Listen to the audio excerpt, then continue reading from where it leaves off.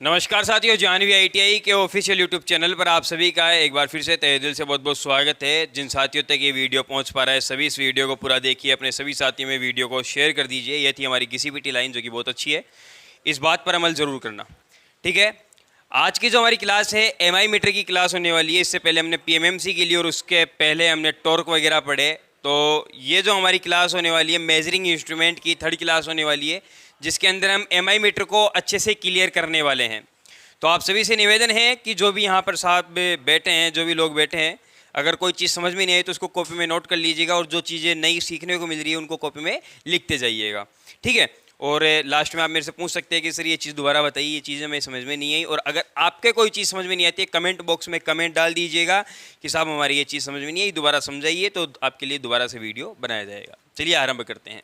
यहाँ पर हम देखने वाले हैं एमआई मीटर। तो एमआई मीटर की सबसे पहले हमारे पास फुल फॉर्म होनी जरूरी है कि एमआई का फुल फॉर्म क्या होती है। तो एमआई की फुल फॉर्म क्या हो जाती है भाई? मूविंग आयरन, ठीक है, मूविंग आयरन। ये आपके पास जो है एमआई की फुल फॉर्म हो गई मूविंग आयरन। अब यहाँ से इसकी फुल फॉर्म से ही पता चल रहा है जो यहाँ पे मूव करने वाला हिस्सा होगा वो आयरन की कोर होगी, ठीक है। एक हमने इससे पहले पीएमएमसी पढ़ा, परमानेंट मूविंग कॉइल इंस्ट्रूमेंट, जिसमें हमने देखा। अब यहाँ पे जो मूव कर रहा था पीएमएमसी में, जो मूव कर रहा था कॉइल मूव कर रही थी, और यहाँ पे जो मूव करने वाला हिस्सा होगा आयरन की कोर होगी। क्या होगी भाई? आयरन की कोर होगी। और यहाँ पर जो आयरन की कोर ली जाती है वो नर्म लोहे की ली जाती है। किसकी ली जाती है भाई? नर्म लोहे की ली जाती है। और यहाँ पर ये नर्म लोहा किस किस से मिलकर के बनता है? लोहा प्लस निकल, ठीक है, लोहा प्लस निकल, इनसे मिलकर के ये आपका नर्म लोहा बनेगा। इतनी बात समझ में आ गई। इसके बाद में जो आपका पीएमएमसी मीटर होता है वो एसी और डीसी दोनों सप्लाई पर वर्क करेगा, ठीक है। एसी और डीसी सप्लाई, एसी और डीसी सप्लाई दोनों पर यह वर्क करने वाला है। ये जो मैं आपको जो चीज़ें लिखवा रहा हूँ ये इसकी विशेषताएं हैं, जो इसकी विशेषताओं पर हम बात कर रहे हैं अभी। ऐसा नहीं है कि बाद में आप बोलो सर विशेषताओं बताओ, ये विशेषता ही चल रही है, ठीक है। तो यहाँ पर लिख देता हूँ। पहली विशेषता यहाँ पे क्या है कि ये एसी और डीसी दोनों पर कार्य करेगा, दोनों पर कार्य करेगा। इसके बाद में पोलों का कोई प्रभाव नहीं पड़ेगा इसमें। ऐसा नहीं कि प्लस को प्लस से जोड़ा जाए। जब आप डीसी में इसको काम में लो तो इसके अंदर ऐसा बिल्कुल भी नहीं है कि इसको प्लस से जोड़ा जाए, माइनस को माइनस से नहीं, कहीं से भी आप जोड़ दोगे वर्क करेगा, ठीक है। तो यहाँ पे ध्रुवता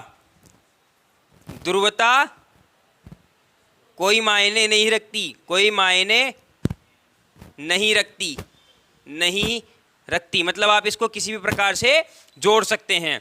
इसके बाद में यहाँ पर इसके एमीटर और वोल्टमीटर बनाए जाते हैं। एमीटर और वोल्टमीटर इसके बनाए जाते हैं, वोल्टमीटर इसके बनाए जाते हैं। इसके बाद इसका जो चौथा है, इसका जो पैमाना होता है, ये जो पैमाना आपको नजर आ रहा है, ये पैमाना इसका अरेखीय होता है। अरेखीय पैमाना किसका होता है भाई? इसका अरेखीय पैमाना। अरेखीय का मतलब क्या होता है? जैसे कि आपको नजर आ रहा है यहाँ 1 और 2 के बीच में थोड़ा कम गैप है, यहाँ थोड़ा ज़्यादा गैप आ गया, फिर यहाँ और भी ज़्यादा गैप आ गया, यहाँ और ज़्यादा गैप आ गया, तो ये पैमाना जो कहलाता है अरेखीय है ना, अरेखीय पैमाना कहलाता है। और अनुपातिक एक पैमाना होता है। अनुपातिक पैमाने में क्या हो रहा था, जो सभी का गैप हो रहा था वो बराबर था, और वैसा पैमाना कहाँ था? पीएमएमसी मीटर में था। कहाँ था? पीएमएमसी मीटर में। पीएमएमसी का कैसा था पैमाना? कैसा पैमाना था?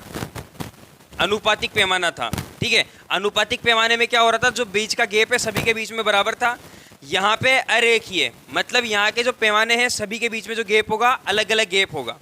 यहाँ पे मूव कौन करेगा? लोहे कोर मूव करेगी, लोहे कोर मूव करेगी, ठीक है, मूव करेगी, ठीक है, लोह कोर मूव करेगी। तो ये इसकी कुछ विशेषताएं हैं। हो सकता है और भी विशेषताएं बीच में याद आ जाए तो हम और भी लिखवा देंगे, क्योंकि विशेषताएं हर मीटर की बहुत सारी होती है। हो सकता है कोई विशेषता रह गई हो तो हम इसको आगे और भी क्लियर करवा देंगे। बात समझ में आ गई भाई? अब यहाँ पे इसके बाद में बात करते हैं संरचना की। संरचना को देखने से पहले मैं आपको बता दूं कि यहाँ पर ये जो मीटर होता है आपका 2 प्रकार का होता है। कितने प्रकार का होता है? 2 प्रकार का। पहला कौन सा होता है भाई? Attraction type. कौन सा? अट्रैक्शन टाइप, अट्रैक्शन प्रकार का। और दूसरा कौन सा होता है भाई? दूसरा होता है प्रत्याकर्षण, ठीक है, रिपल्सन। दूसरा हो जाएगा आपका रिपल्सन। तो ये दो प्रकार के इंस्ट्रूमेंट होते हैं, दोनों का डायग्राम मैंने आपको यहाँ पे बना रखा है। ये वाला जो है आपका ये है अट्रैक्शन टाइप का, ये अट्रैक्शन टाइप का डायग्राम है, और ये आपका रिपल्सन टाइप का डायग्राम है। अब यहाँ पे दोनों की वर्किंग प्रोसेस को हम समझेंगे कि किस प्रकार से दोनों मीटर वर्क करेंगे। यहाँ पे सबसे पहले इसको क्लियर करते हैं, उसके बाद वहाँ पर उस मीटर पर नजर डालेंगे। इसके अंदर जितने भी बल है किस प्रकार से लगेंगे। यहाँ पे नियंत्रण बल मेन है, नियंत्रण बल को समझना होगा यहाँ पे किस प्रकार से इसके अंदर नियंत्रण बल अप्लाई होगा, ठीक है। और यहाँ पर भी नियंत्रण बल ही मेन है कि यहाँ पर नियंत्रण बल अप्लाई किस प्रकार से होगा, ठीक है। तो यहाँ पे इसको आरंभ करते हैं। सबसे पहले तो यहाँ से क्या होगा कि यहाँ पे हमें सप्लाई देनी है, फेज और न्यूट्रल की सप्लाई दे सकते हैं, प्लस और माइनस की सप्लाई दे सकते हैं, ठीक है। एक विशेषता और है, यदि आपके पास एमीटर है तो एमीटर की जो वाइंडिंग होगी, ठीक है, वो मोटे तार और कम लपेट से होगी। और अगर वोल्ट मीटर है तो वोल्ट मीटर की वाइंडिंग कैसे होगी भाई, पतले तार और अधिक लपेट से होगी, ठीक है। इसको भी आप नोट कर लीजिएगा। अब यहाँ पे क्या होगा कि जैसे ही हम यहाँ पे सप्लाई देते हैं, प्लस माइनस दे सकते हैं, फेज न्यूट्रल दे सकते हैं, तो यहाँ पे क्या बनेंगे, पोल बनेंगे। क्या बनेंगे, पोल बनेंगे। पहले आप प्लस और माइनस को लेकर के समझ लीजिए। जैसे यहाँ पे पोल बनेंगे तो मान लीजिए एन पोल बन गया, एस पोल बन गया, डीसी सप्लाई हमने दे रखी है, स्थिर पोल बन गए। अभी यहाँ पे क्या है, ये लोहे कोर है। एक छोटा सा एग्जांपल बताइए, यहाँ पर आपके पास ये एन पोल और ये आपके पास एस पोल, दोनों के बीच में कोई भी सोर्स नहीं है, कोई भी लोह चुंबकीय पदार्थ नहीं है। तो यहाँ से बल रेखाएं गुजरे तो की, लेकिन वो चुंबकीय क्षेत्र इतना मजबूत नहीं हो पाएगा। भाई यहाँ पे कोई भी पदार्थ नहीं है, चुंबकीय क्षेत्र तो होगा, बल रेखाएं एन से एस की ओर जाएगी तो सही, लेकिन वो इतना मजबूत नहीं हो पाएगा। अगर इसी चुंबकीय क्षेत्र को मैं मजबूत बनाना चाहूँ तो इसके बीच में क्या मैं कोई लोहे का टुकड़ा रख सकता हूँ। भाई अगर मैं लोहे का टुकड़ा यहाँ पे रख दूंगा तो हमारा मैग्नेटिक फील्ड मजबूत हो जाएगा, ठीक है। तो यहाँ पर भी देखिए, यहाँ पर ये जो कोर है, ये कोर यहाँ पे क्या करेगी, मैग्नेटिक फील्ड को मजबूत बनाएगी। और मजबूत बनाने के लिए क्या होगा, यहाँ से जितनी भी बल रेखा है, एन से जितनी भी बल रेखाएं निकलेगी, वो यहाँ पर इस कोर से होकर के एस तक पहुंचेगी। इतनी बात समझ में आ गई।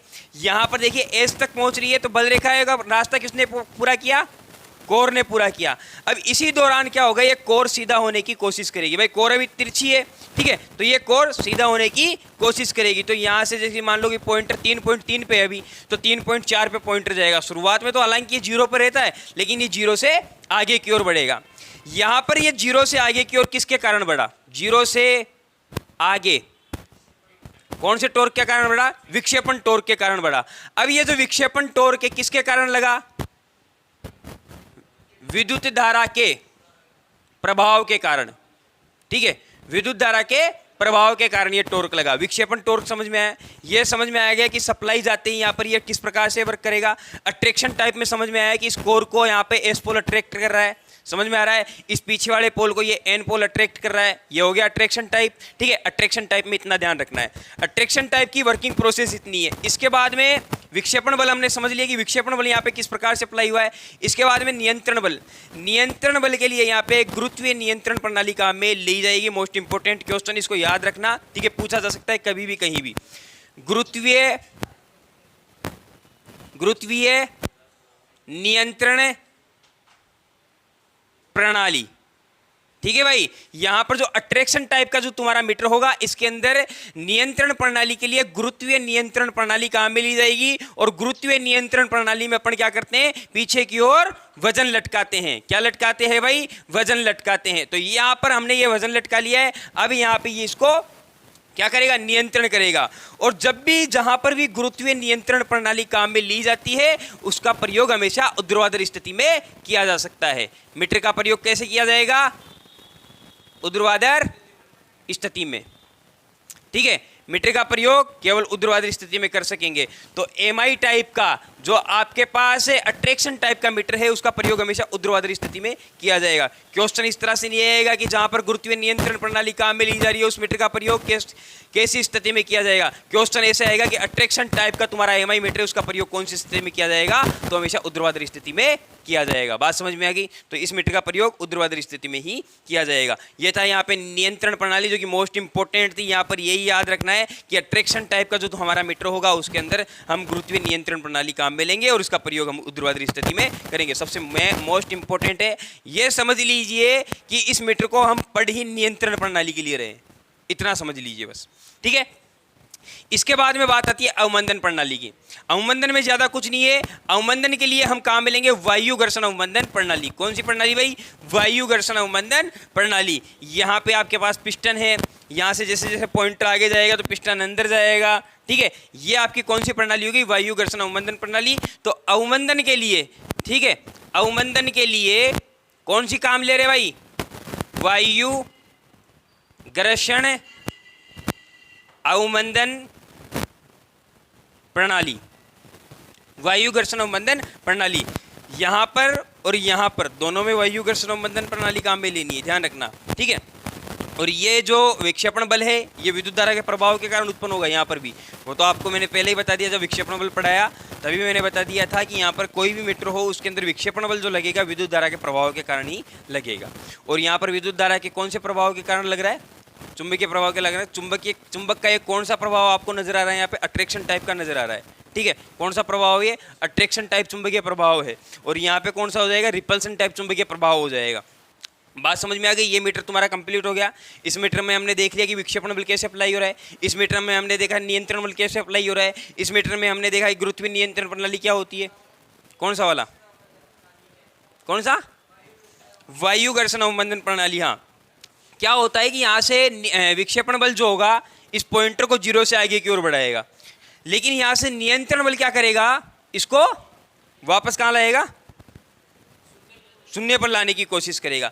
तो यहाँ पे क्या होता है? दोनों के अपोजिट लग रहे, एक दूसरे पर बल लग रहे। तो इसी दौरान क्या होगा? कभी विक्षेपण बल ज्यादा हो जाएगा, कभी नियंत्रण बल ज्यादा हो जाएगा। तो यहाँ पर सुई में क्या होगा? कंपन होगा। हम देख ही नहीं पाएंगे कि यहाँ पर हमारी एम्पियर 3 है, 4 है या 2 है, ठीक है। हमारा पॉइंटर बार बार चेंज होगा।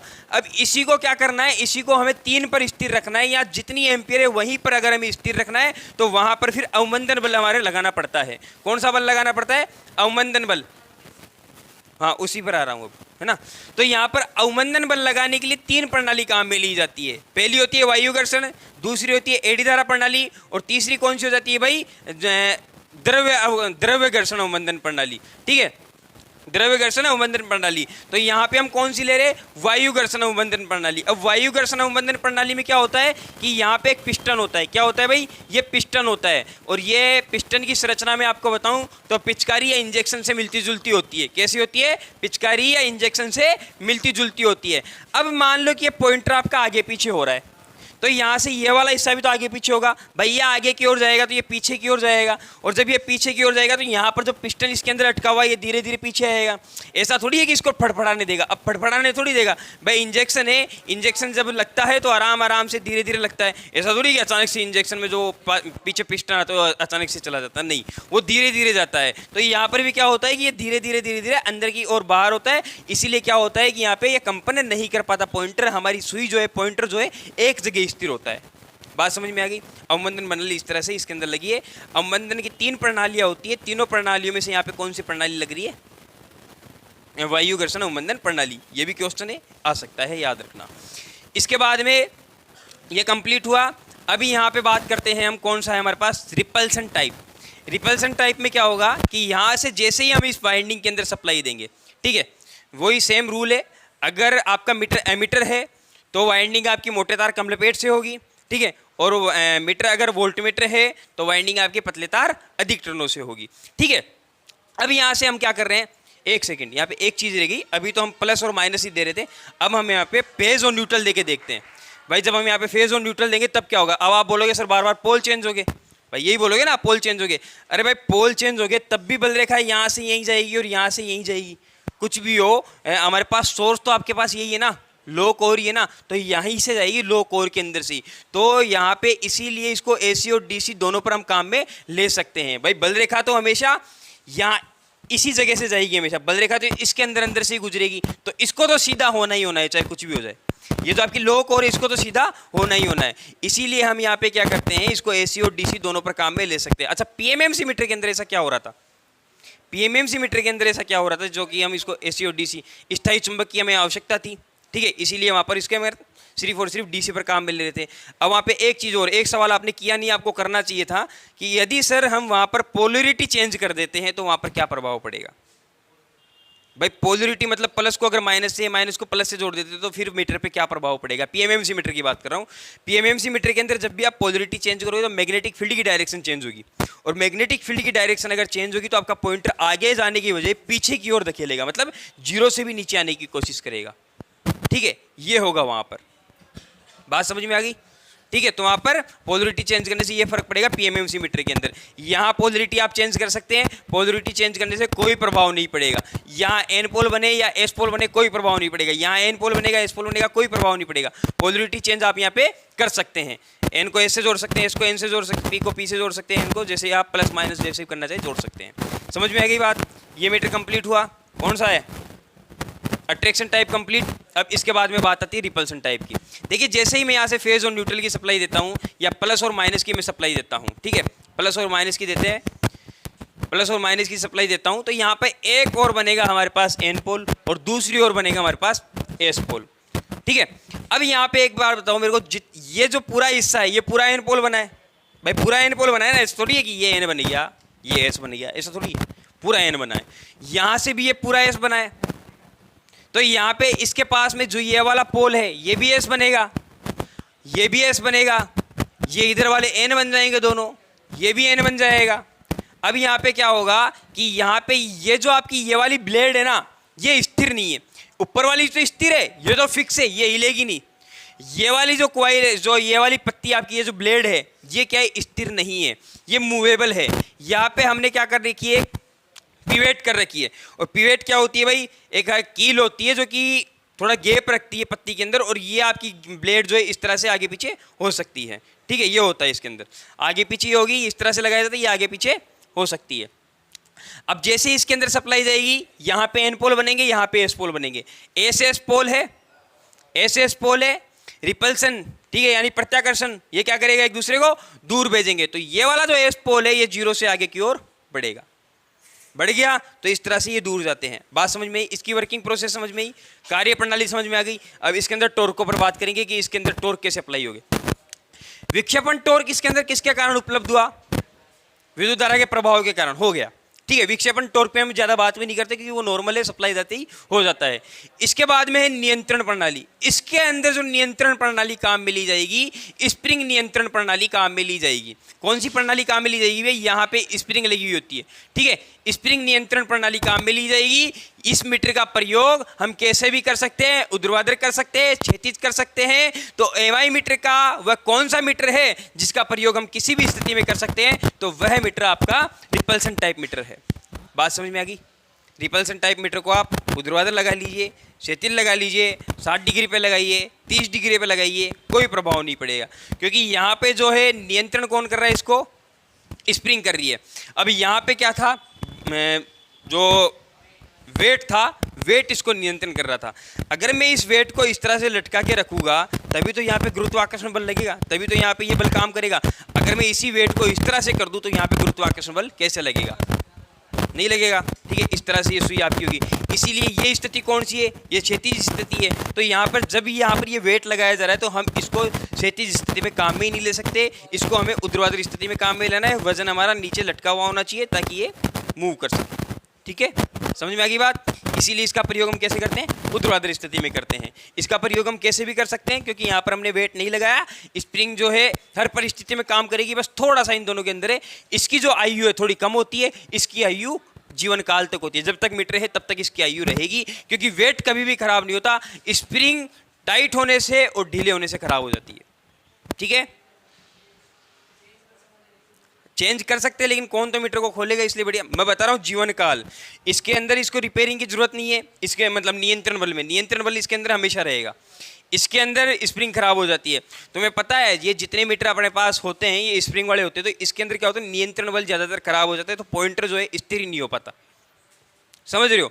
पॉइंटर कभी आपको शुरू से ही 5 में मिलेगा, बिना सप्लाई के 5 में मिलेगा। क्यों? क्योंकि वहाँ पे नियंत्रण बल ही नहीं है। ठीक है, तो यहाँ पे ये रिपल्सन के अंदर नियंत्रण बल किसके कारण लगा? स्प्रिंग के कारण लगा। ये थे मेन क्वेश्चन दोनों के। नियंत्रण बल यहाँ पे स्प्रिंग में लगेगा और यहाँ पे गुरुत्वीय लगेगा।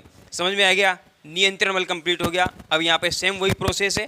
अवमंदन प्रणाली के लिए यहाँ पर भी वायु घर्षण अवमंदन प्रणाली काम में लेनी है। वही आपको यहाँ पे पिस्टन लगाना है। ये हमने यहाँ पे पिस्टन लगा दिया और ये पिस्टन जब आगे पीछे जाएगा तब यहाँ पर भी कौन सा, अवमंदन प्रणाली लग जाएगी। बात समझ में आ गई? अवमंदन प्रणाली समझ में आई, वर्किंग प्रोसेस समझ में आई, समझ में आएगा भाई? कुछ तो आया होगा। देखिए अभी भी अगर कोई समस्या है तो आप मेरे को बता सकते हैं, वैसे इसमें इतनी कोई समस्या है नहीं, नॉर्मल है। ठीक है, दोनों के एमीटर और वोल्टमीटर बनाए जाते हैं।